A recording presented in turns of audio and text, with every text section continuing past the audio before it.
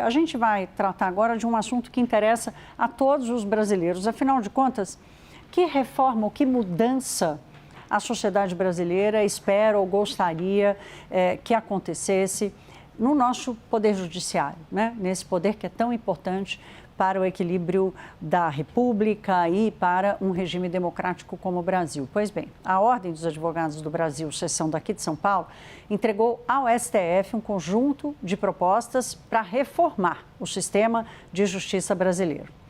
Esse documento também vai ser encaminhado ao Congresso Nacional e ao Conselho Federal da OAB. Entre as propostas está a adoção de mandatos fixos para os ministros do STF e um aumento da idade mínima dos ministros de 35 para 50 anos. E para entender este projeto de reforma, a gente conversa agora com o presidente da OAB São Paulo, Leonardo Sica. Sica, boa noite, bem-vindo ao Hora H. Que bom recebê-lo aqui. Boa noite, Thaís. Boa noite, público da CNN. Sempre bom estar aqui mesmo. Sica, qual a dose de realismo que tem essa proposta e aderência ao momento político? Olha, essa proposta foi estudada durante um último ano mais intensamente, né? A gente ouviu mais de 25 mil advogados, a gente ouviu membros do CNJ, dos tribunais superiores, professores. Então, o nível de concretude é enorme. Até porque boa parte das nossas propostas se tratam de ideias que já são conhecidas e, às vezes, já são até praticadas em outro país, em outras jurisdições, ou já são praticadas em outras instâncias, aqui mesmo na OAB, a gente pratica alguma daquelas coisas que nós estamos propondo lá. E acho que o nível de aderência ao contexto também é enorme, né? A gente está num período de discussão de projetos para o país, que é o período de eleição, muitos candidatos falando em reformas do sistema de justiça, o presidente do Supremo Tribunal Federal, ou seja, o chefe do Poder Judiciário falando nisso, né, o ministro Edson Fachin veio falando nisso, não só o ministro Flávio Dino, outro ministro do Supremo Tribunal Federal, também apresentou uma proposta do gabinete dele mesmo para reforma do sistema de justiça, o ministro Gilmar Mendes também já propôs um grupo. Então, assim, o momento é esse.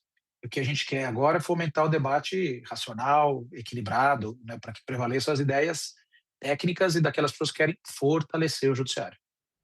Matheus Teixeira participa da entrevista, faz a pergunta a você agora, Sica. Presidente, boa noite, obrigado por nos receber.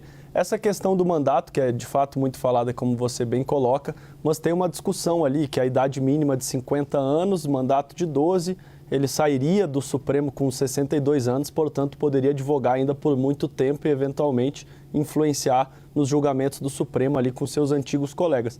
Não acho que a idade mínima de 50 não poderia ser elevada para 60, justamente para quando o ministro deixar o Supremo e não ter essa questão de ex-ministro estar ali advogando, o que para muitos advogados acaba criando ali uma disparidade de armas, porque disputar um processo contra um ex-ministro nunca é simples.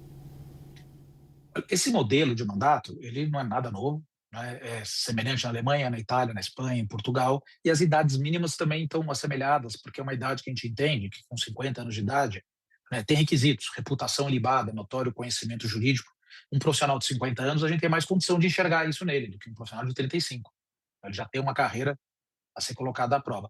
E em relação ao depois de ser ministro, existem outros mecanismos, como quarentena, como código de conduta, né, que a gente também está propondo na nossa proposta, que são suficientes para resolver isso, né? A gente tem isso em todos os tribunais, os desembargadores se aposentam e depois podem advogar. Não existe nenhum problema nisso se a gente aplicar aquilo que a gente está querendo aplicar com toda a força, essa proposta, as regras de transparência. Se tudo isso for muito transparente, o ex-ministro se aposentou, cumpriu uma quarentena, foi advogar no tribunal, está lá as causas que ele está advogando, sabemos as causas que ele está advogando. A transparência é o remédio para todo esse tipo de desconfiança. Sica, vou passar para o Pedro, quero só fazer um comentário aqui, porque não dá para botar numa reforma do judiciário uma cláusula lá de autocontenção, né? Ou de republicanismo, né, dos ministros, porque deveria ser uma coisa, uma premissa assim quase que dada, né, sem precisar estar escrito. Mas vamos lá, não resistir fazer esse comentário aqui. Pedro Venceslau faz a pergunta agora. Presidente, boa noite. Hoje no STF a gente tem um ministro que foi indicado por Fernando Henrique Cardoso. E até pouco tempo atrás tínhamos um ministro indicado por Fernando Collor de Mello. Com o mandato de 12 anos, não há o risco de haver uma concentração de ministros indicados pelo mesmo presidente da República, especialmente se ele for reeleito? Vamos supor que o presidente Lula vença a eleição, que comece a valer esse mandato de 12 anos, então ele vai indicar outros ministros, tem mais 3 ainda pela frente. Olha, Pedro, a pergunta é boa, eu não sou muito bom de matemática, tenho que fazer uma projeção, mas o presidente Lula, se ele for reeleito, ele indica 4. Né? Até 4, só nesse mandato. Então, considerando que os 12 anos hipotéticos que nós estamos propondo, eles nunca vão coincidir, eu acho muito difícil que no mandato, com os vencimentos a 12 anos, aconteça de um terço, né, do Supremo, que nós estamos falando, né, quase um terço do Supremo, cair nos 12 anos do mesmo mandato. Eu acho que a gente não tem esse risco. Matematicamente, a gente não tem esse risco. Mas esse risco já existe, né? E lembrando que, mais uma vez, né, o que a gente está fazendo também não é só isso, a gente está propondo, né, outras medidas, né, para assegurar todas essas preocupações. Né? A gente tem um conjunto de medidas que a ideia geral, né, melhorar a justiça para o cidadão. Melhorar a justiça para quem precisa de justiça, da cúpula e em primeiro grau também. Sica, pegando carona aqui, ainda insistindo nessa pergunta do Pedro, porque há certamente uma expectativa de senioridade de uma pessoa que vai sentar-se ao banco do plenário do Supremo Tribunal Federal. E aí, portanto, envelhecer, ficar mais tempo no tribunal, também alimenta essa senioridade, a percepção de maturidade de quem está no STF. Portanto, a idade mínima me parece fazer mais sentido do que o encurtamento da presença dos ministros. Como se encaixa essa necessidade, que eu imagino que você talvez concorde com ela, da senioridade, da maturidade dos ministros? Então, Thaís, Pedro, eu concordo com todas essas observações e eu acho que o mais importante que nós estamos querendo fazer no momento é não interditar o debate público, que a gente possa debater.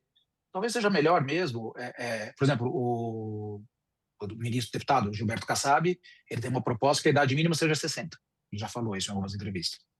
O que é importante é trazer à mesa todas essas propostas. Eu acredito que 50 anos de idade, um profissional que tenha carreira no universo jurídico que a gente imagina, já é suficiente para entender se essa pessoa tem senioridade ou não, né, para ser um magistrado com 50 anos de idade. Eu tenho 51, né, eu tenho 30 anos de advocacia.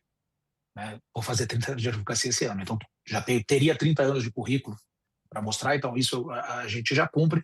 E 12 anos, 15 anos, aí acho que são discussões que a gente pode aprimorar. De fato, Thaís, o que a gente fez foi seguir um padrão, né? Alemanha 12 anos, Itália, Espanha 9 anos, seguir um padrão mais ou menos de mandatos de 3 anos, então a gente está sugerindo 4 triênios, né? A gente está sugerindo 4 triênios.